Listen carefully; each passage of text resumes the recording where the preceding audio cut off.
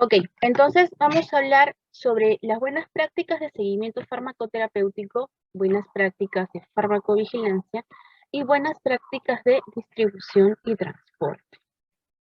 Vamos a comenzar con las buenas prácticas de seguimiento farmacoterapéutico. Si la empresa decide implementar el servicio de seguimiento farmacoterapéutico, está obligado a cumplir con estas buenas prácticas de seguimiento farmacoterapéutico, ¿ya? Entonces, ¿en qué consiste esto? Es una práctica profesional en la que el químico farmacéutico se responsabiliza de las necesidades del paciente. En este caso, cuando el paciente está sometido a tratamientos, ¿ya? ¿En qué consiste esto? En poder detectar algún problema relacionado con la medicación.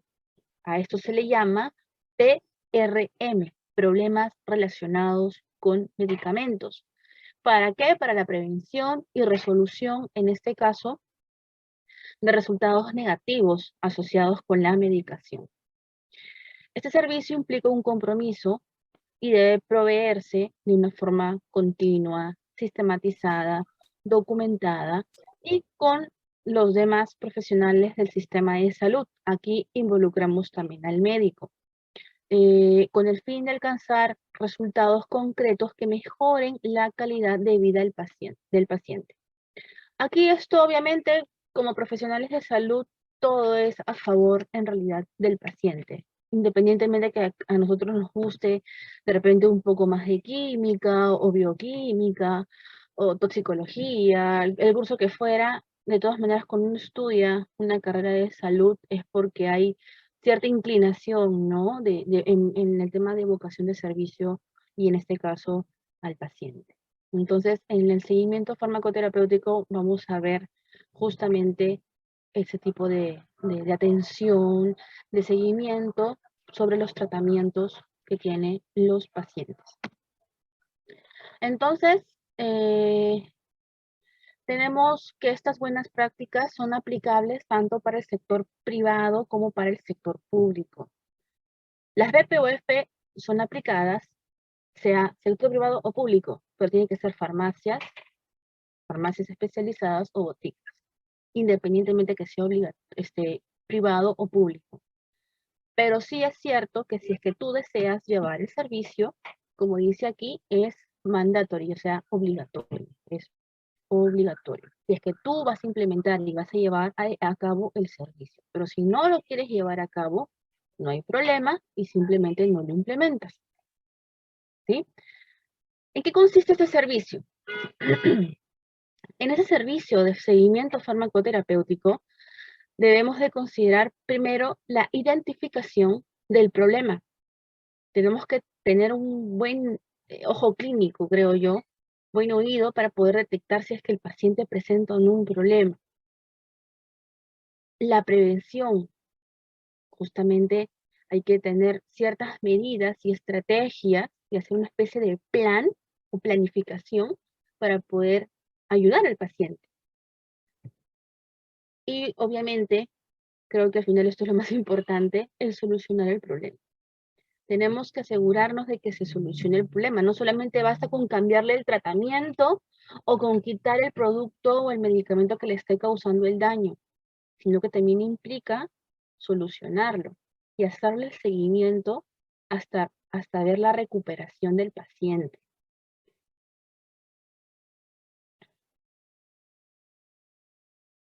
Entonces, las buenas prácticas de seguimiento farmacoterapéutico contribuyen a maximizar la efectividad y la seguridad de los tratamientos farmacológicos. De todas maneras, ¿no? Tenemos que, a la hora que nosotros intervenimos, estamos garantizando o contribuyendo, como dice aquí, en maximizar la efectividad y la seguridad del tratamiento al cual está sometido el paciente. Ahora, también es cierto que, creo que lo vamos a ver igual más adelante, pero hay que explicarle al paciente en qué consiste el servicio. ¿Qué más? Promueve la adecuada utilización de los medicamentos, porque recordemos, como vimos ayer, hablamos de las buenas prácticas de dispensación. Y en el acto de la dispensación uno le explica al paciente cómo debe de consumir el medicamento. Le das las indicaciones, el modo de uso, las pautas, le informas de las reacciones adversas, toda la información, todo el perfil de seguridad del fármaco, en la dispensación uno le da esa data. Y obviamente, cuando hablamos de seguimiento farmacoterapéutico, promovemos una adecuada utilización de los medicamentos. ¿Qué más? Minimizamos los riesgos asociados.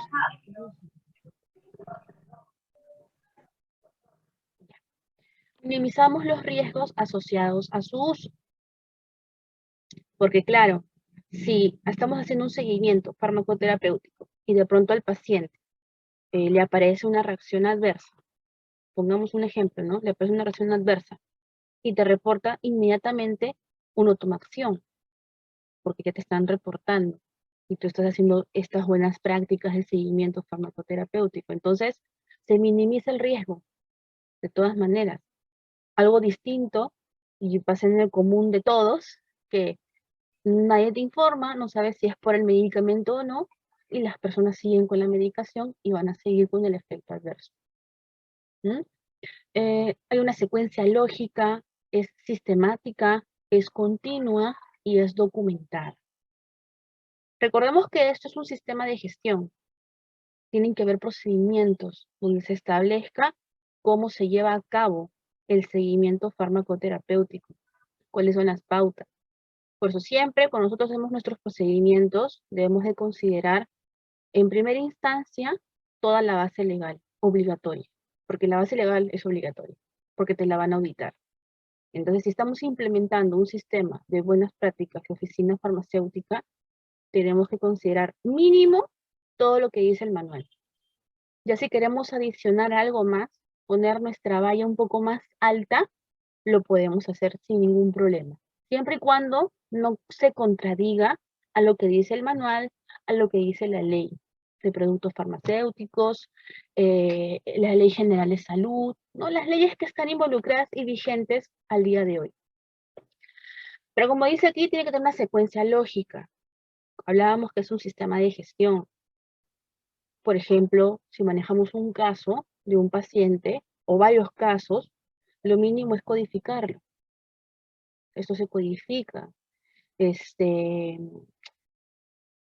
Bueno, de hecho que el mismo manual tiene unos formatos, que igual lo vamos a ver en un rato, para que tengamos una idea, pero tiene unos formatos de lo que debes de llenar.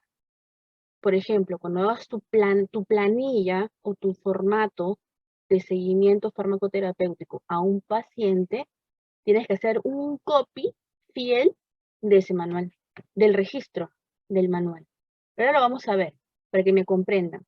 Porque hay cosas que sí tenemos que copiarlo tal cual está el manual.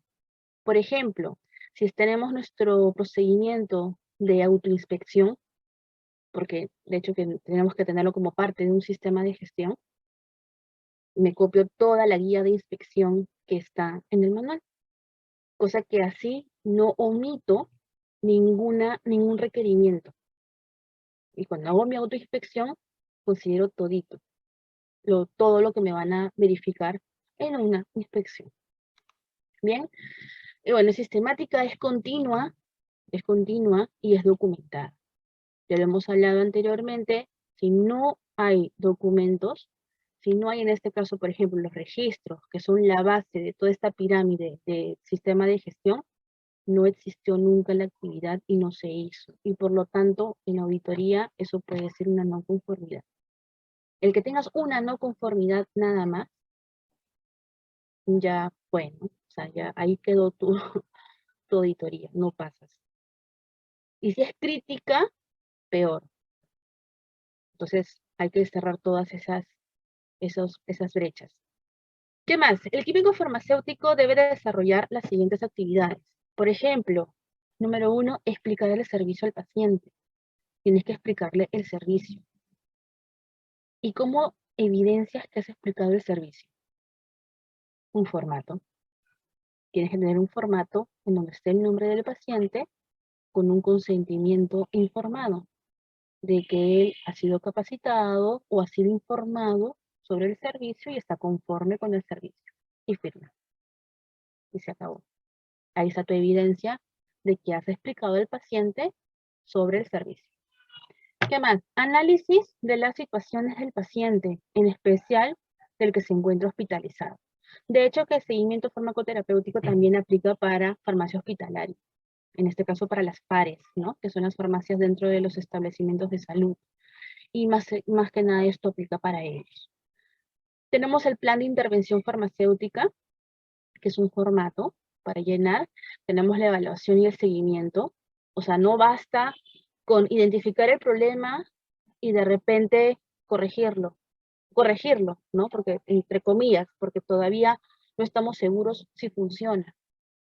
Cuando hablamos de un sistema de gestión y queremos hacer una mejora, por ejemplo, tú haces la mejora, pero no basta con hacer la mejora. Uno con el tiempo, no sé, al mes, a los 2 meses, o si es que no es a más, tienes que verificar si esa acción correctiva o esa mejora realmente fue eficaz. Algo así pasa con el tema del seguimiento farmacoterapéutico. De pronto el paciente, no sé, pues tiene alergia a las penicilinas, ¿no? Y le cambiaron de antibiótico. Entonces, le cambiaron. La pregunta es, ¿pero mejoró o empeoró? Entonces tienes que hacerle un seguimiento al paciente. De repente no mejoró, de repente siguió mal. Y tienes que hacerle el seguimiento. Tampoco es que lo dejas ahí y ya está. De repente el paciente ya no quiere. Ok, si el paciente ya no quiere, él tiene que firmarte un documento que ya no quiere. O de repente algún correo, alguna evidencia de que el paciente ya no quiere, porque también se puede ver como que tú no lo quisiste hacer. ¿Sí? Hay que estar documentado en todo. Y más aún que ahora el Ministerio de Salud, que ha certificado con la ISO 37001, que es antisoborno, te piden todo, evidencia de todo. Y también, obviamente, tenemos que registrar. Cada vez que leamos la palabrita debe, es obligatorio. No es opcional. O sea, tienes que implementar todo esto. ¿Qué más? Dentro de la explicación del servicio, ¿cómo le explicamos, no? El químico farmacéutico debe explicar a los pacientes o usuarios los objetivos, cómo es el procedimiento, cuáles son las ventajas de ese servicio, también así como la necesidad de contar con la participación consentida voluntaria del paciente, lo que les decía un rato. El paciente tiene que estar conforme, él tiene que firmarte un documento. No es tampoco así de sencillo. Es más, ustedes ya saben que por la Ley General de Salud, la información del paciente es confidencial. No se manejan los nombres, se manejan las iniciales nada más. Pero eso es más para farmacovigilancia cuando se reportan casos espontáneos. En este caso sí se coloca el nombre completo, pues, ¿no? Pero es una información que es solo tuya y nada más que tuya, por un tema ético profesional. ¿Qué más? Y los profesionales y de los otros profesionales de salud para el logro de los objetivos terapéuticos. Está orientado para quiénes, para qué tipo de pacientes. Tenemos a los pacientes polimedicados, aquellos pacientes que toman distintos fármacos para distintas enfermedades, ¿no? Mayormente los ancianitos, o pacientes con enfermedades crónicas, toman mucha medicación. Y es muy probable que ellos tengan interacciones. Más de 2, 3 fármacos para un tratamiento pueden provocar interacciones. Entonces, ahí hay que tener bastante cuidado.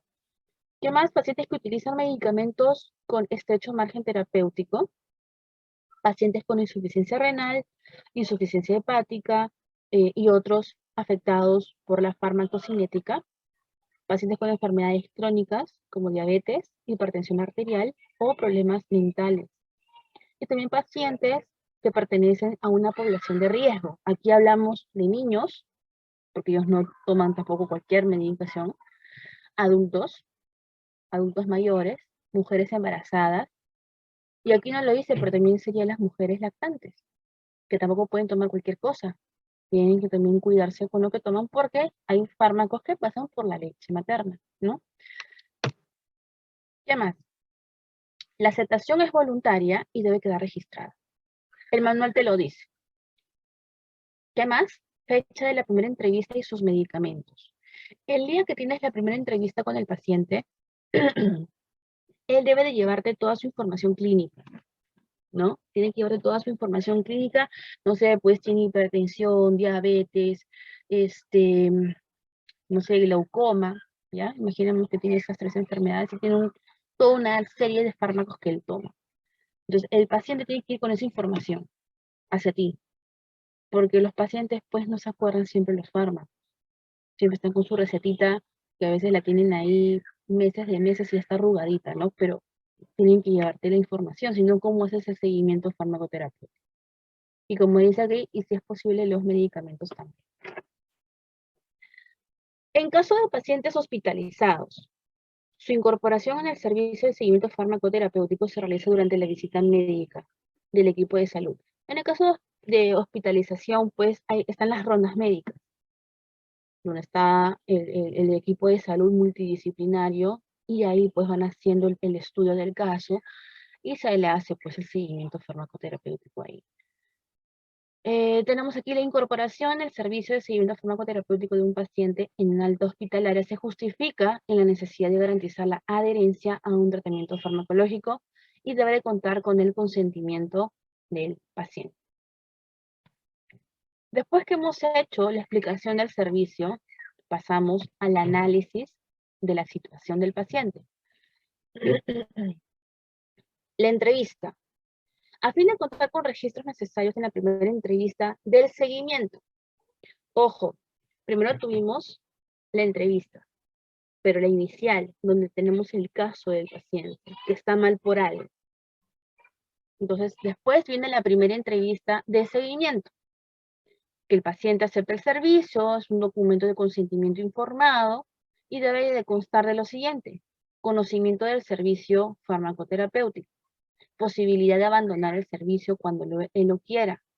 Está en potestad del paciente si él quiere seguir o no con el seguimiento farmacoterapéutico. Pero tiene que haber esa opción, tiene que estar registrado. Por eso que el formato, o el mismo manual te da un formato. Y el formato contiene toda esta información que ellos mismos te piden que tengas. Entonces, no hay mucho ahí que diseñar. A no ser que tú quieras añadir más información, que no hay problema. Compromiso de brindar información actualizada, veraz, completa en relación al tratamiento farmacológico.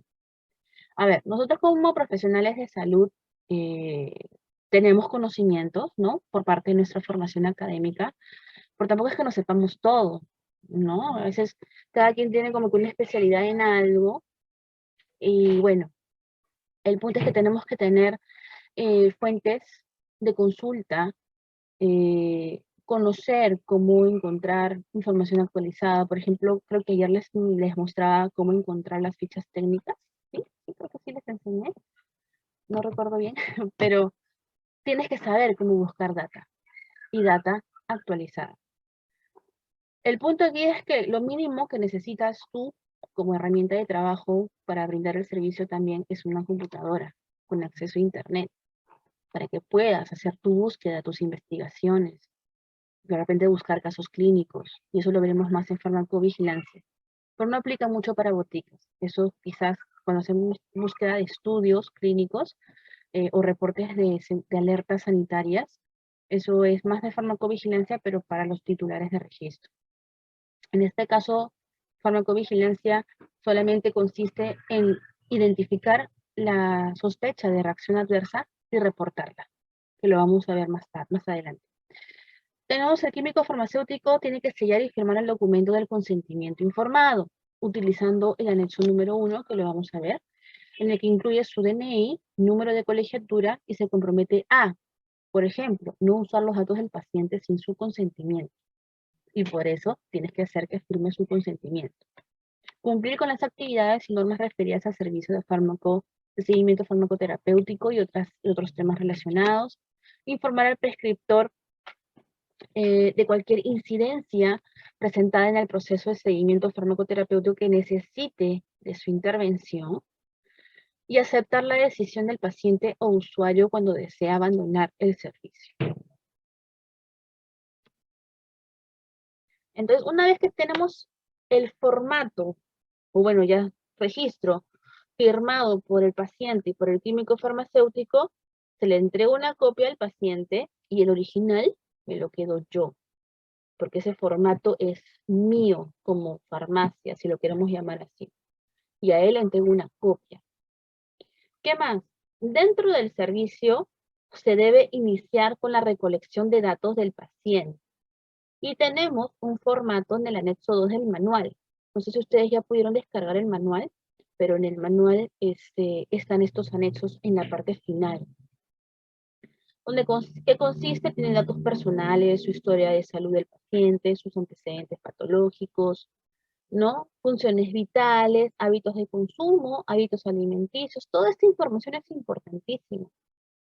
Y tú tienes que preguntarle todo eso. Por eso la entrevista. Por eso la importancia de la entrevista.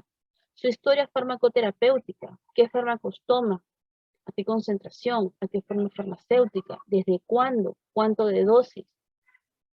En el caso, por ejemplo, si el paciente presentó un problema, porque se supone que para eso se hace el seguimiento farmacoterapéutico, si presenta algún tipo de problema, se suspende. Ahí dice, acá abajo dice, por ejemplo, fecha de suspensión del tratamiento. O sea, ¿cuándo se suspende ese tratamiento? Fecha de reinicio del tratamiento. De repente lo deja todo hasta que se estabilice y después vuelve a continuar con el mismo tratamiento para ver, ¿no? Si de repente fue por eso, de repente, no sé, de pronto pues, comió algo y eso fue lo que le cayó mal y no era propio del tratamiento, dependiendo mucho de la investigación del doctor, ¿no? Motivo de uso, si el medicamento es por prescripción o automedicación, que esto es bastante importante. Mayormente, nuestra cultura, diría yo, tiende mucho a la automedicación. La población como tal prefiere antes que ir al médico, prefiere ir a la farmacia, ¿no? Entonces hay que tratar de identificar eso. Y dificultades para tomar el fármaco y o tolerarlo. Para conocer el grado de adherencia del paciente a la farmacoterapia, se debe hacer el cuestionario de Morisky-Green-Levine, que consiste en hacerle preguntas dicotómicas, es decir, sí o no, preguntas cerradas, ¿no? ¿Deja de tomar alguna vez los medicamentos para tratar su enfermedad? ¿Toma los medicamentos a las horas indicadas? Cuando se encuentra bien, ¿deja de tomar la medicación? Si alguna vez se siente mal, ¿deja usted de tomarla? Ahí te va a decir sí o no. Es importante hacer este tipo de test, el test de Morisky o Morisky, porque con esto yo voy a poder ver, como dice aquí, el grado de adherencia. O sea, cuán adherido, pues, ¿no? Está el paciente con el tratamiento. Se ha seguido al pie de la letra. Si es cada 8 horas, pues cada 8 horas. Y no fue pues una vez al día, ¿no? Cada vez que se acordaba. Es importante ver eso primero, antes de, porque probablemente una de las causas del problema sea justamente esto, su falta de adherencia al tratamiento. ¿Qué más? Al término de la entrevista se debe establecer conjuntamente con el paciente o usuario un cronograma de sesiones de seguimiento farmacoterapéutico, farmacológico, y contribuir al logro del objetivo terapéutico. Recordemos que se hace la entrevista, se identifica si es que hubiese algún problema, ¿no? Se identifica el tema del problema, se toma una acción y se prosigue con el seguimiento. El punto final aquí es poder prevenir y solucionar los problemas relacionados con los medicamentos. Tenemos la evaluación y análisis de los datos de salud del paciente. Debemos de evaluar y analizar esos datos. Esta información la tenemos en el anexo 2. El químico farmacéutico utiliza el anexo 3 para relacionar cada medicamento con la enfermedad o problema de salud en la que tenga el paciente. Mejor les enseño de una vez los formatos para que los tengamos ahí todos juntos, ¿no? Por ejemplo, el anexo número 1, ¿no? El anexo número 1, donde están los datos del paciente, la información que les mencionaba, es una especie de checklist, ¿no? He recibido información, de los objetivos, procedimientos, ventajas del seguimiento farmacoterapéutico. Sí. O sea, cuando tú implementes tu sistema de gestión en seguimiento farmacoterapéutico, consideras estos formatos. Solamente ya tú lo personalizas y le pones tu logo, tu codificación y todo eso, ¿no? Tenemos aquí los datos del químico farmacéutico que está llevando a cabo el seguimiento farmacoterapéutico y las firmas, ¿no?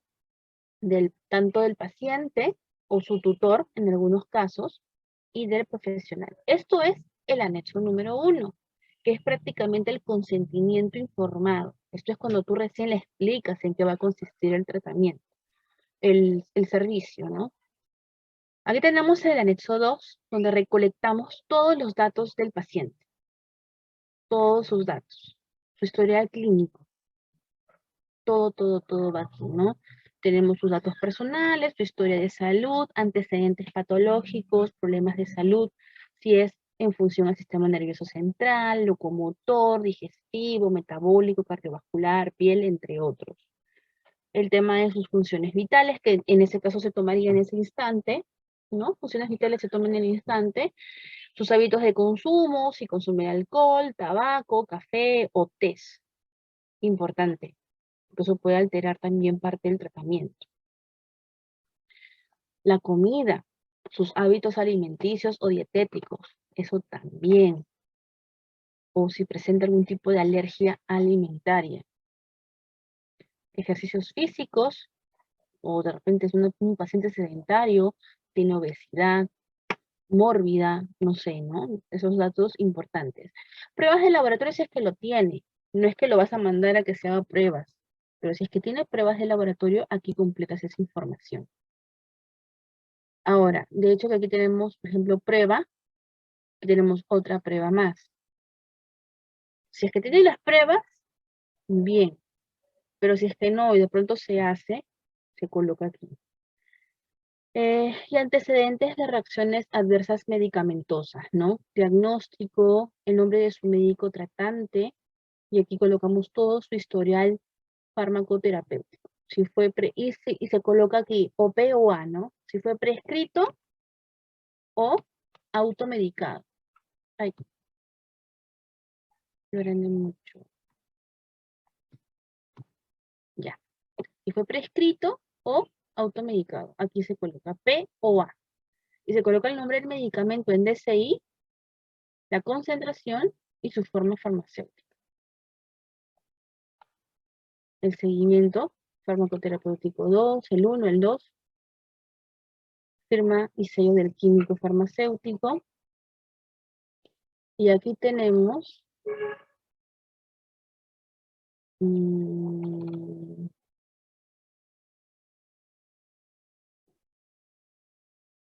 otro anexo más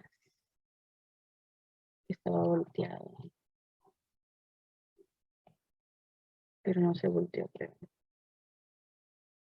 No se volteó. Pero ese es el anexo 3, donde es el formato para la evaluación y análisis de datos e identificación del problema relacionado al medicamento.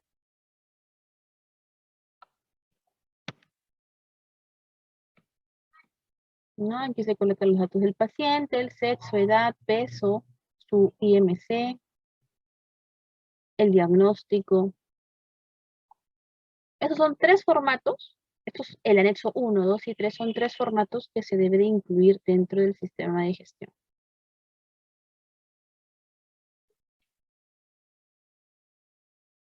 Se ven, ¿no? Ya. Entonces estábamos aquí.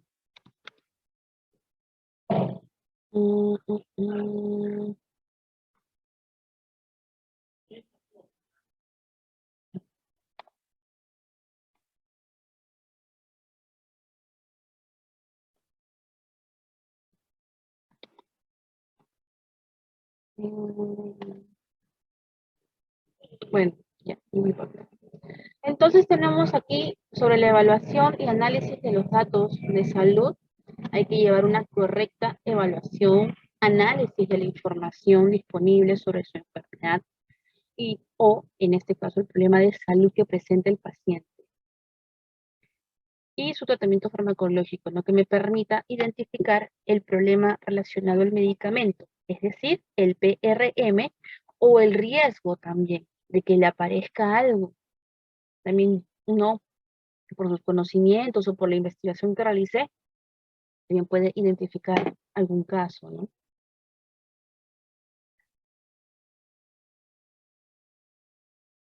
No quiere correr, un segundito, que ya, luego pasó y no quería avanzar mi diapositiva. Entonces, del análisis, tenemos el plan de intervención farmacéutica. Consiste, pues, o su propósito es justamente resolver ese PRM, problema relacionado con el medicamento. Su intervención consiste en brindar la información sobre los productos farmacéuticos, por ejemplo, el uso correcto de la aplicación del fármaco, sus recomendaciones en la conservación, sus condiciones de almacenamiento en este caso, su forma de administrarse, con comidas, en ayunas, su reacción adversa de ese fármaco. Comunicar al médico tratante o prescriptos el PRM que presenta el paciente. Comunicar al médico sugerencias del cambio debido al PRM. Y aquí toca tener un poco pues de habilidades, ¿no? Para poder discutir con el médico. Una discusión obviamente técnica en poder discutir y quizás cambiar el tratamiento a este paciente.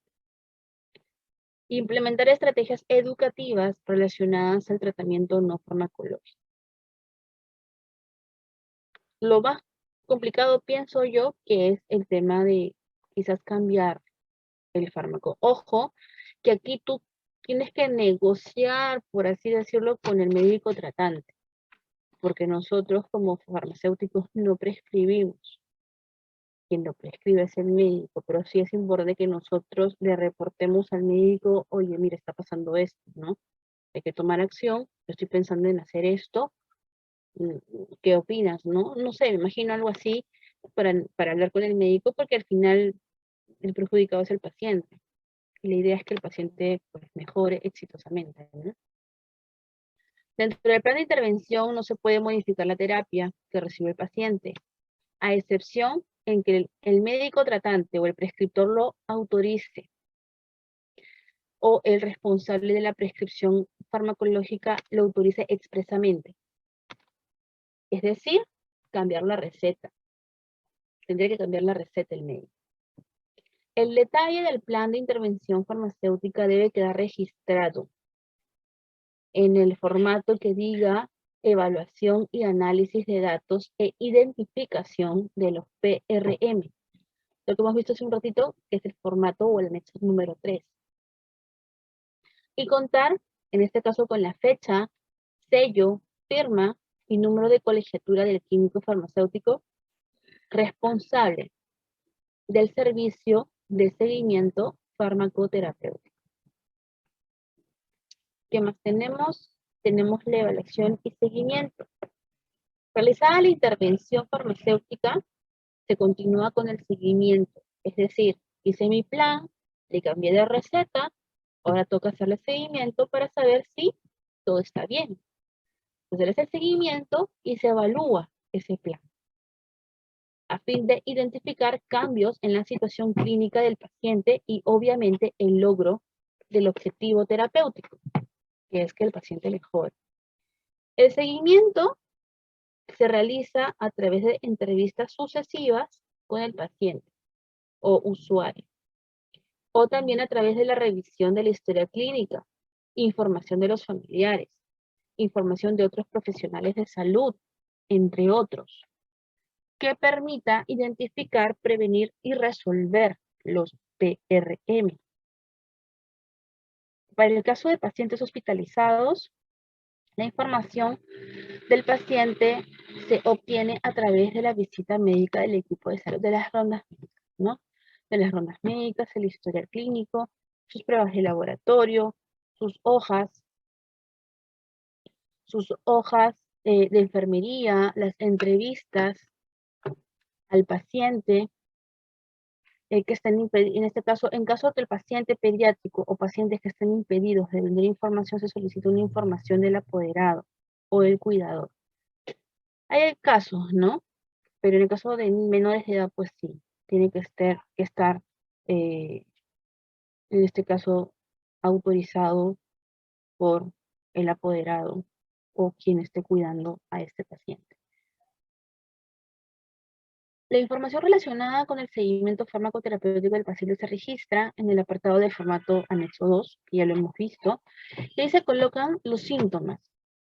Sí sabemos, ¿no? Síntomas es algo que solamente percibe el paciente y que es algo subjetivo. Tenemos los signos, que es lo que yo puedo medir, en este caso es algo objetivo, y tengo pues mis herramientas, ¿no? Para mi frecuencia cardíaca y la presión arterial, el análisis de los síntomas y signos del paciente o usuario en relación a las fuentes bibliográficas consultadas, describiendo los problemas relacionados con los medicamentos, en este caso PRM, y la identificación de este y su análisis. Y también el tema del plan de intervención farmacéutica que debe seguir con el paciente. La información del seguimiento debe ser evaluada luego de cada entrevista a fin de poder determinar el PRM, identificar ese PRM, que fue controlado y que fue resuelto. En caso de una sospecha de reacción adversa a medicamentos o un incidente adverso en función al uso del dispositivo médico, se debe proceder con una notificación al Sistema Peruano de Farmacovigilancia y Tecnovigilancia. Eso lo vamos a ver ahora que vamos a ver farmacovigilancia. Farmacovigilancia es nuevo en nuestro país. De hecho, que las empresas transnacionales ya lo han tenido implementado hace muchos años por exigencia de la Comunidad Europea, porque la Comunidad Europea exige a que las sucursales de estas empresas que están en Europa también implementen la farmacovigilancia.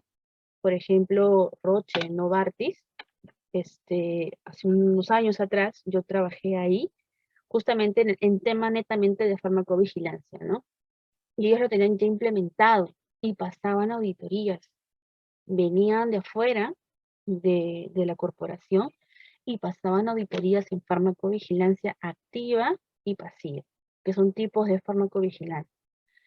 Pero en nuestro país, recién este año, sale el manual aplicable para laboratorios, para droguerías, almacenes especializados, y recién están pues certificando, ¿no? Este tipo de establecimientos. Y en el caso de las oficinas farmacéuticas también, porque dentro de las BPOF se está considerando también las buenas prácticas de farmacovigilancia. Entonces esto implica una serie, primero implementar la unidad de farmacovigilancia, que no sé qué tanto se exija a las boticas, porque las boticas no le van a hacer seguimiento a las sospechas de reacción adversa, que es lo que vemos acá, sospecha de reacción adversa.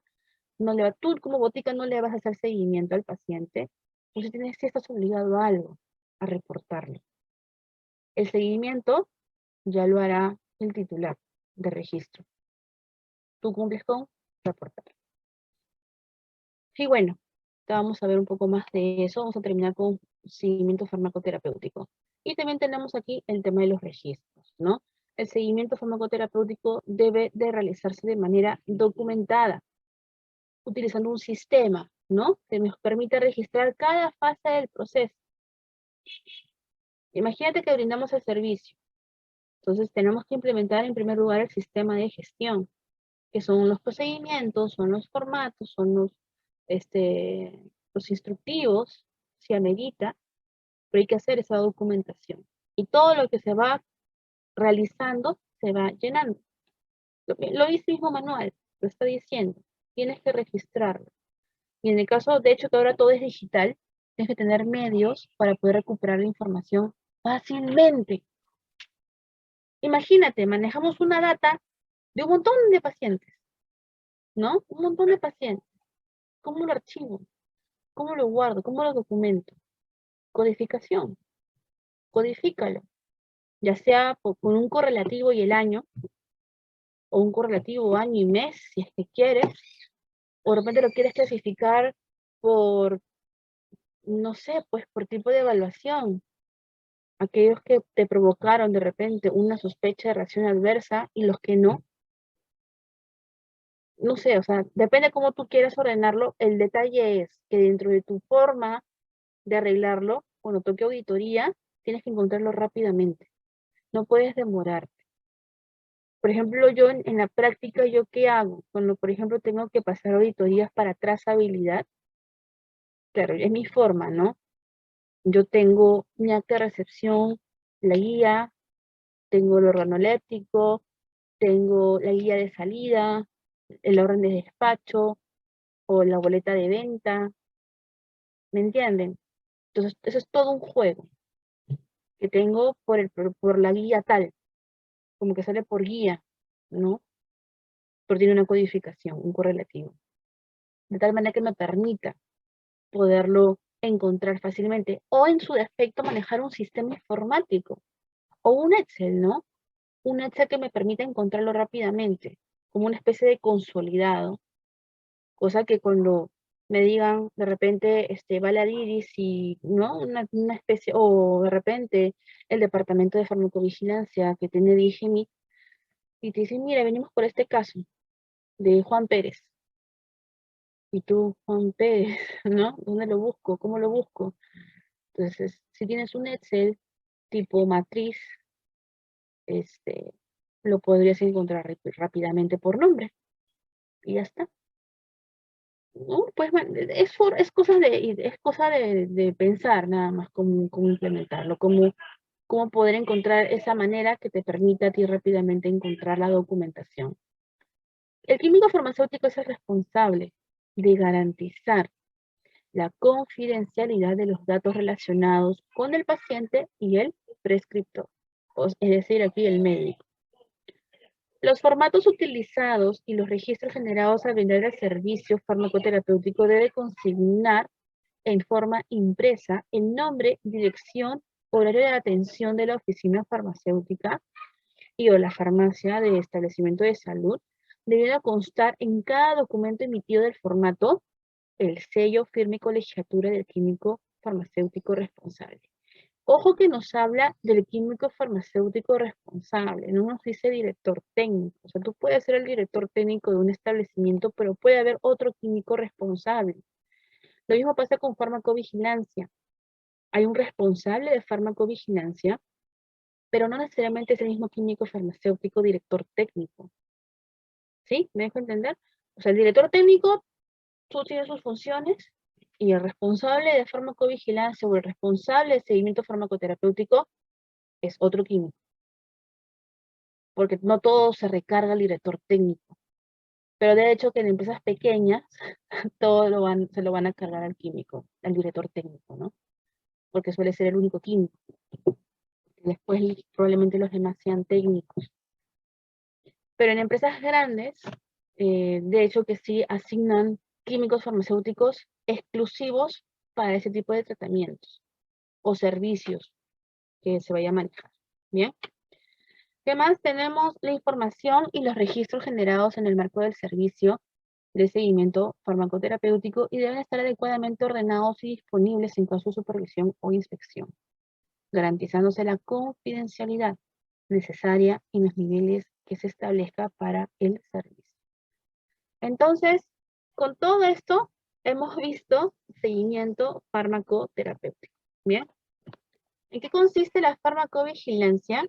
Es una actividad de salud pública que se activa cuando hay medicamentos en el mercado y el propósito es poder identificar si es que el producto o el medicamento es seguro. La seguridad de los fármacos están relacionados justamente con el tema de reacciones adversas. Entonces, cuando se hacen los estudios preclínicos, clínicos, fase 1, fase 2, hasta la 3, nosotros identificamos una serie de reacciones adversas. O bueno, los que se encargan de esto en la industria farmacéutica, ¿no? Pero cuando ya el fármaco es comercializado, se hace otro tipo de seguimiento a los medicamentos. Y aquí el seguimiento consiste en poder identificar justamente sospechas de reacción adversa a algún fármaco. Porque no es lo mismo hacer un estudio clínico con 100 personas a hacer un estudio clínico a toda una nación. Por ejemplo, Perú. Tenemos estudios clínicos de muchos fármacos que cumplen, pero son 10.000 personas. Pero con el producto sale al mercado, lo compran miles de miles. Y entonces ahí se hace la farmacovigilancia pasiva, que nos permite identificar cualquier tipo de sospecha de reacción adversa que puede estar relacionado al medicamento e identificarlo. ¿Ok? Entonces la farmacovigilancia promueve el uso racional y seguro de los medicamentos, contribuye a la evaluación y comunicación de los riesgos y beneficios de los medicamentos, fomenta la educación e información en materia de seguridad a profesionales de salud y a la ciudadanía. ¿Para qué me sirve la farmacovigilancia? Para detectar señales, poder evitar riesgos o cualquier tipo de cambio o riesgos que yo conozca. De confirmarse implica acciones en la práctica clínica para poder prevenir y minimizar algún tipo de riesgo. Entonces, el detalle aquí es que dentro de la farmacovigilancia es para poder, como dice aquí, incluir nuevas advertencias, incluir nuevas precauciones. Yo las detecto, se investigan obviamente, se investigan, o sea, tú reportas, identificas un evento adverso, lo reportas al ministerio y en este reporte internamente, tanto el ministerio como los titulares de registro, en este caso los dueños del registro, harán las investigaciones respectivas. Emisión de notas informativas de seguridad y se puede llegar incluso a retirar un medicamento del mercado. Se considera que la relación entre beneficio y riesgo está desbalanceado, ¿no? Porque siempre en los medicamentos tiene que ser más el beneficio que el riesgo. Pero a veces no pasa eso en algunos fármacos. Es más el riesgo que el beneficio. Y en esos casos es mejor retirarlo del mercado. Para eso sirve la farmacovigilancia pasiva. Entonces, ¿quién puede notificar? Puede notificar el paciente, lo puede notificar la misma industria farmacéutica, hablamos de los dueños de los laboratorios, y también los profesionales de salud. En este caso hablamos de médicos, químicos farmacéuticos, odontólogos, enfermeras, cualquier tipo de profesional de salud que lo identifique puede reportar. Entonces, ¿qué es importante notificar? Medicamentos sujetos a seguimiento adicional, ¿no? Una vigilancia más estricta, se dispone de menos información de seguridad. Las reacciones adversas desconocidas del fármaco, porque, a ver, nosotros dentro de la ficha técnica o prospecto o inserto de los medicamentos hay una lista pequeña de reacciones adversas. Tengo que ver si es que de repente el paciente llega a mi botica y tiene una reacción adversa y lo cruzo con el inserto y si veo que es lo mismo, por más que esté identificada, ya la estoy reconociendo que ya está identificada, detectada en los estudios de este fármaco, igual tengo que reportarlo. Porque no solamente se mide de esa manera, sino se ve que tantos casos manifiestan eso. No sé si me deje entender, pero el punto es de que el Centro Peruano de Farmacovigilancia recibe miles de casos. Entonces, ellos hacen sus indicadores, ellos sacan resultados, analizan la data que reciben y determinan si un producto tiene que continuar o no en el mercado. Hay reacciones adversas que son graves, hay reacciones adversas que son leves y que son moderadas. Cuando hablamos, por ejemplo, de reacciones adversas graves, es cuando el paciente muere. También puede ser cuando el paciente está hospitalizado o está en coma. Tenemos también las reacciones adversas o sospechas de reacciones adversas moderadas, que es cuando el paciente se ve imposibilitado o en este caso necesita algún tipo de tratamiento farmacológico para poder tener mantener sus actividades con normalidad. Por ejemplo, ¿no? El uso continuo de AINES puede causar gastritis. Eso no lo va a mandar a la cama, pero si toma un omeprazol o algún fármaco para gastritis, se le alivia y puede continuar con su vida. En estos casos hablamos de eventos adversos moderados. Y también tenemos los eventos adversos leves, que se manifiestan y que no te imposibilita, ¿no?, de tus actividades diarias. De repente te salió sarpullido, eritemas, no sé, ¿sí? Entonces, se identifican. También tenemos que ver, por ejemplo, aquí, las poblaciones. De repente no manifestó nada, ningún tipo de evento, o de repente sí, pero dentro de la identificación o cuando tomas la data del paciente, tienes que ver si es que es una persona anciana, tienes que ver si es un menor de edad. Incluso aquí de repente está, no, pero tienes que ver, por ejemplo, si el paciente tiene una enfermedad preexistente, si el paciente es una mujer embarazada, o es lactante, o está en periodo de lactancia, en este caso. Tenemos que identificar de repente algún tipo de interacción medicamentosa, mal uso o abuso de los medicamentos, el uso de un medicamento con una indicación no autorizada, aquí hablamos de la automedicación, reacción adversa medicamentosa por falta de eficacia. A veces es por falta de eficacia, pero pasa que de repente el paciente contaminó el producto, no lo conservó adecuadamente y el producto obviamente ya no sirve, ¿no? Por ejemplo, los polvos para suspensión que se mezclan con agua tienen que refrigerarse. Y si no lo refrigera, se echa a perder. Obviamente él va a seguir tomando pensando que está bien y el producto ya no sirve, ¿no? Por poner un ejemplo. Cuestiones a veces medicamentosas de plantas medicinales. También hay que identificar eso. Creo que lo veíamos en el reporte de seguimiento farmacoterapéutico, ¿no? Podría identificar si el paciente consume o no TE, qué tipo de alimentos, ¿no?, usa o come.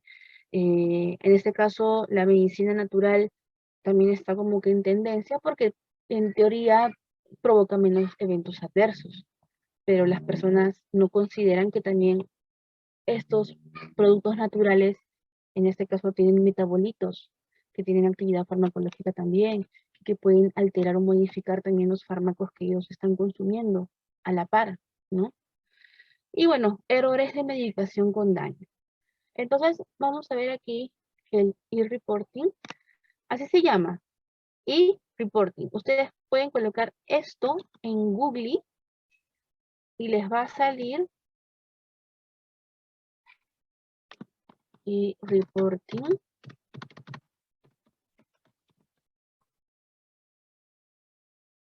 Les comparto.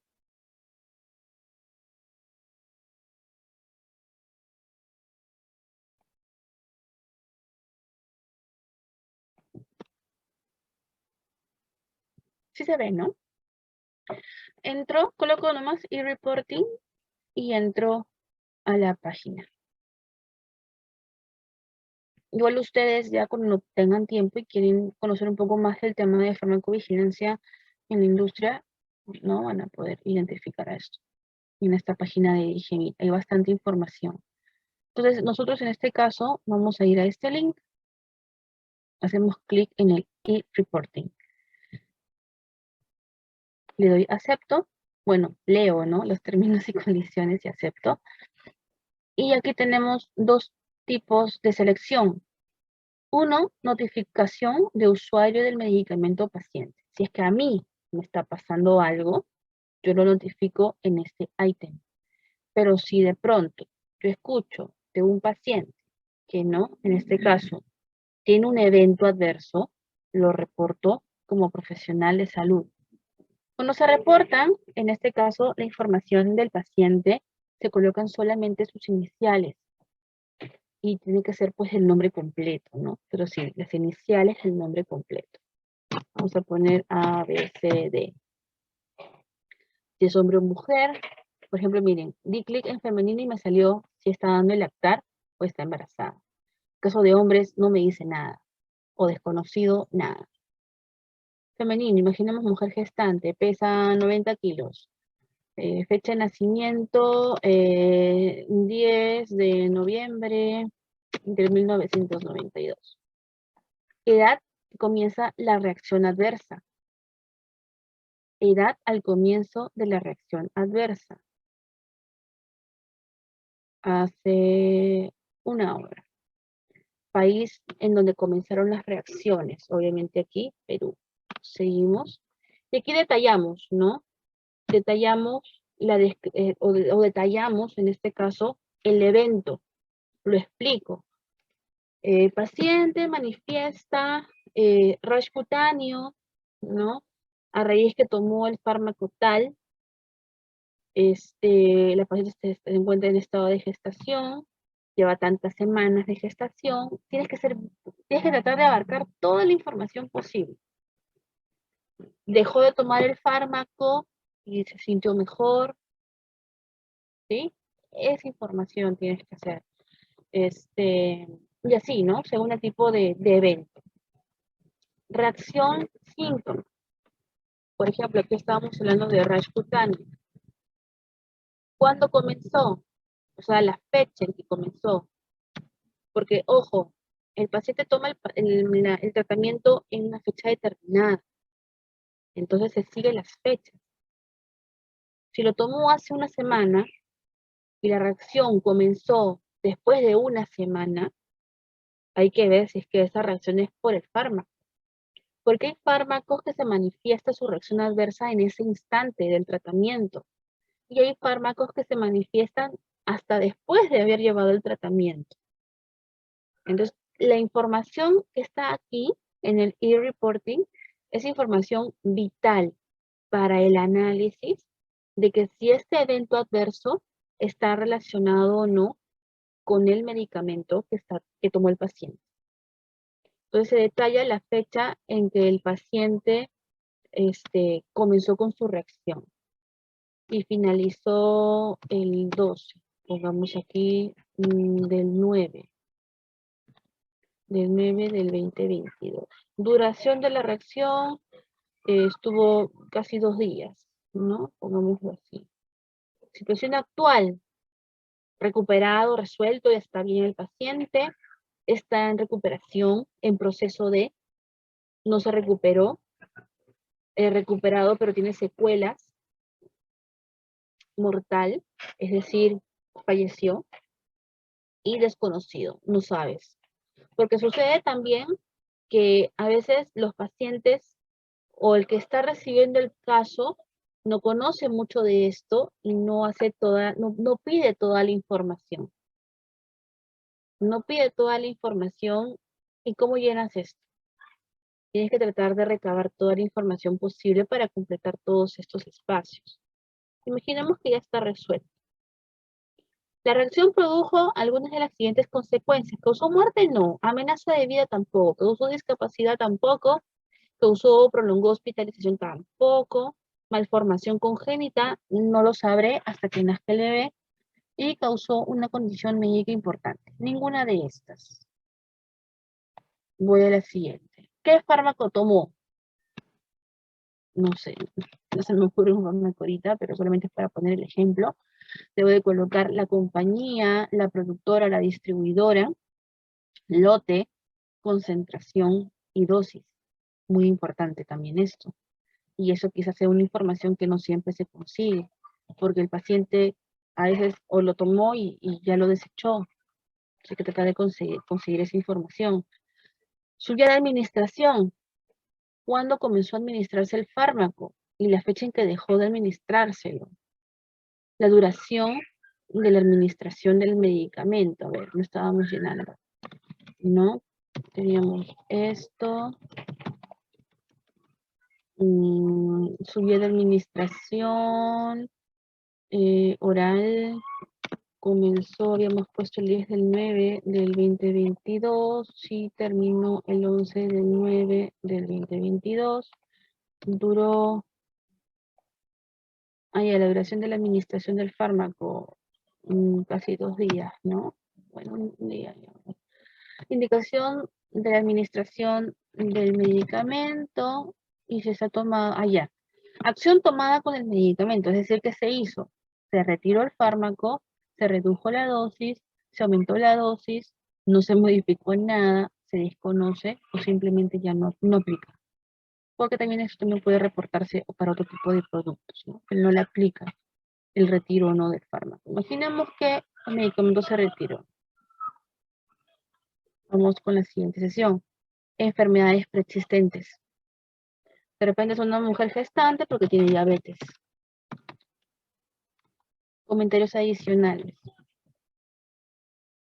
Profesión. ¿Eres médico, farmacéutico u otro profesional? Tu nombre. Establecimiento de salud. Correo. Y bueno, me sale como un consolidado de toda la información que he incluido y se da enviar reporte. ¿Ya? Todas estas son las pautas para poder enviar los reportes. Y esto sí es obligatorio para las oficinas farmacéuticas. ¿Bien? Vamos a seguir. Y terminamos con el e-reporting y terminamos con el tema de las buenas prácticas de distribución y transporte. Ayer me preguntaban, ¿no? En este caso, las BPDT, ¿qué tanto se cumple? De hecho, que cuando eres droguería, eres un almacén especializado, el cumplimiento es bastante, es un montón. Pero en el caso de oficina farmacéutica no es mucho. Si tú brindas el servicio, como les dije, de delivery, y más que nada, productos de cadena de frío, sí estás obligado.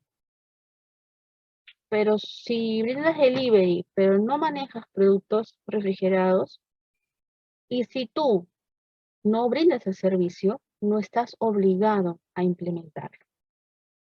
¿Ok? Esto solamente aplica para delivery. Y más que nada, es más estricto para cuando se manejan productos de cadena de frío. Entonces, cuando manejamos productos de cadena de frío, para empezar, debemos de tener los contenedores necesarios para el transporte de estos productos. Lo que necesitamos es que estos productos, estos contenedores estén completos, es decir, no solamente es la caja, tienes que tener los geles, debes de contar con los separadores, que son como unas planchas que van a los extremos y de tal manera que protege al producto que no tenga contacto con los geles, porque los geles también con el tiempo van condensando y formando agua internamente. Entonces tienes que tenerlo todo de tal manera de que tampoco se dañe la mercadería que estás llevando. Estos embalajes, la normativa, o en este caso el manual de BPA, de BPOF, no te pide que estén calificados. Pero sí te dice de que debe de contar con los recursos suficientes. Cuando hablamos de calificación, la calificación son estudios que se hacen a los embalajes. Se le llaman cajas calificadas. Entonces, esto me imagino yo que será opcional. De hecho, que es mucho mejor que califiques tu caja. ¿Por qué? Porque dentro del proceso de calificación, tú garantizas a tu cliente, a tu paciente, de que el producto está dentro de la cadena de frío. Pero obviamente el paciente no conoce de esto y él te recibirá la caja y nada más. Pero nosotros sí sabemos, entonces hay que ver la manera de, si es que es posible, poder calificar esas cajitas. Pero la normativa no lo pide. Pero sí es recomendable, ¿no? Yo pienso que sí, por un tema también de la calidad de servicio que uno le está dando al paciente. Porque puede que por ejemplo, aquí en esta imagen hay 4 geles, pero puede que sea demasiado. Cuando se hacen los estudios de calificación se determina la carga máxima y la carga mínima. Y se determina el tiempo de duración de la caja con los geles que puedan mantener y preservar el producto dentro de las condiciones de almacenamiento de 2 a 8 grados. Entonces, tengo 4 geles para una insulina. Ustedes saben que la insulina, una de sus condiciones de almacenamiento es no congelar. Y con 4 geles, esa caja, de hecho, que baja de 2 grados. fácil, se congela. A ojo cerrado yo diría que se congela. Y ese producto al final va a llegar al paciente dañado. Entonces de repente no son 4 geles, de repente son solamente 2, o de repente solamente es 1. Pero para eso se hace la calificación, que es un estudio, como les digo, ¿no? Son pruebas que se le hacen a las cajas. De tal manera que sabré cuánto tiempo puedo tener la caja expuesta al medio ambiente, bajo el sol, en Iquitos, imagínense, a 40 y tantos grados de temperatura, ¿no? Un sol así intenso. ¿Cuánto tiempo puede aguantar ese producto ahí dentro y se mantenga de 2 a 8? De repente, solamente 2 horas, 3 horas. Entonces tengo 3 horas para dejar el producto rapidito al paciente. ¿Mm? Y el tema de las BPDT, como les dije, aplica más para productos refrigerados, no para psicotrópicos, porque para psicotrópicos yo no hago delivery. Alguien quiere psicotrópicos, tiene que ir a mi farmacia. Los procedimientos que tengo que contener o tengo que implementar para las BPDT deben de contener información como, por ejemplo, identificar el destino de los productos, a dónde se van, a través de las guías de remisión. Evitar que el producto se contamine o contamine a otros. De repente yo despacho no solamente un producto, despacho varios productos y que en este caso cada uno va para distinto cliente. Tengo que idear una manera de que uno no contamine al otro. Algunos le ponen internamente como una especie de nido. Como se manejan los refrigerados son más que nada para viales, entonces todo se hace como que separadito. Evitar derrames, roturas, confusión y robo. Bueno, esa es una imagen que encontré, ¿no? Pero de hecho de que deben haber cajas, eh, por ejemplo, yo he visto cajas que están con su llavecita. Esta caja, por ejemplo, no tiene seguro. Cualquiera que lo abre se lo lleva. Tenemos que proteger a la mercadería. Es más, en el manual nos menciona de que debemos idear un método tipo antirrobo. Poner la alarma a la moto, de repente soldar la caja en la moto, ¿sí? No sé, si nos roban la moto, pues ponerle GPS a la moto, de tal manera que yo sé dónde está la moto, por ejemplo. Para BPDT en carros, sí te piden eso, que tengas GPS. No te dice que tengas GPS, pero te dice que tengas un mecanismo. ¿Qué más tenemos? Tener el manejo de imprevistos durante el traslado. ¿Qué pasa si se me malogra la moto? ¿Cómo lo llevo? Debo de tener alguna contingencia. De repente tenemos otra moto o un compañero, ¿no? Son 2 motorizados. Entonces, esas cositas tienen que estar establecidas en el procedimiento. O de repente si se me logra la moto, pues llamo un taxi. Total, puedo sacar la caja de la moto y se acabó, ¿no? Entonces, dejo la moto, llamo a alguien de la empresa para que vea por la moto y yo me voy a dejar el paquete o de repente el paquete se lo lleva a otra persona, no sé, ¿no? Hacen tipo transbordo, depende cómo lo quieran implementar. Ahora, los que están o los que participan en el transporte, en el servicio de transporte, tiene que ser personal capacitado, calificado, capacitado. De hecho que son motorizados, ¿no? Personal que se dedica al tema de transporte, pues uno quita que no se les capacite. Tiene que conocer las buenas prácticas de distribución y transporte, y más aún aquí porque esto es cadena de frío. Tiene que estar debidamente identificado. Ustedes saben que en farmacia todos tienen que cargar con su photocheck. Y el motorizado también lo tiene que tener. Debe contener o debe tener los recursos suficientes. Aquí hablamos de los contenedores, de las cajas. La empresa que vaya a brindar el servicio de delivery debe tener sus cajas, sus geles, sus separadores. Debe de contar con equipos e instrumentos. Hablamos de data lawyer, por ejemplo. Algunos tienen data lawyer, Otros hay una especie de indicadores cualitativos, son cualitativos, pero los pongo una especie de sticker que lo pegas ahí en la caja y debe mantener un color. Cuando llega donde el paciente ve ese indicador y ve que se mantiene, entonces bien, te recibe, ¿no? El director técnico debe de asegurar el cumplimiento de las BPA y de las BPD. Hablamos de la dispensación. ¿Cómo lo asegura? Ahí está el detalle. El cómo lo debe de asegurar está el detalle. ¿Cómo vas a hacer la dispensación? Si tú no lo estás llevando, o sea que tú vayas en la moto, ¿no? Pero ¿cómo lo haces? ¿Mm? Formatos. Tipo consentimiento informado, como hemos visto para seguimiento farmacoterapéutico. Por ejemplo, ahí estás informando al paciente sobre reacciones adversas y todo el tema propio del medicamento que te está comprando. Debe quedar constancia de la firma del paciente sobre la conformidad del pedido. Eso puede ser juntamente con el formato de que el paciente está conforme y que está recibiendo la dispensación adecuada. O también lo puedes, no te dicen dónde tiene que estar la firma, pero te dice que debe tener la firma de conformidad. También lo puedes colocar en la guía de remisión, en tu cargo de guía de remisión. Procedimiento para el uso de kit antiderrames. Esto siempre te van a pedir en transporte. ¿Por qué pasa si de pronto en tu caja, dentro de tu cajita, abres y se rompió un frasco?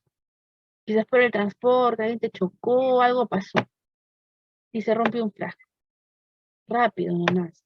Con tu kit antiderrames haces tu contingencia. Tienes que saber, tiene que haber un instructivo. Más que procedimiento, tiene que haber un instructivo. Porque para usar el kit antiderrames es detallado el paso a paso. Bien detallado. Y como les dije, el mecanismo para evitar el robo o una apropiación indebida de los medicamentos. Hay que tener mucho cuidado con eso, ¿no? Hay que evitar el robo. Pero bueno, hoy por hoy con la seguridad ciudadana que tenemos, pues es un poco complicado, pero te van a pedir cómo lo evitas. Mecanismos. Mínimo tu alarma, pues, en la moto, por ejemplo. Te van a preguntar si tiene alarma. Entonces tienes que tener esos pequeños detalles, debes de tener. Por aquí no te da el detalle, o sea, aquí no te dice qué es lo que debes de tener. Solamente dice en manera general, ¿cómo evitas? Ah, ya, con esto. Con esto hemos terminado BPA, todas las buenas prácticas, ¿no? Y hoy día hemos visto lo que es el seguimiento farmacoterapéutico, farmacovigilancia y transporte.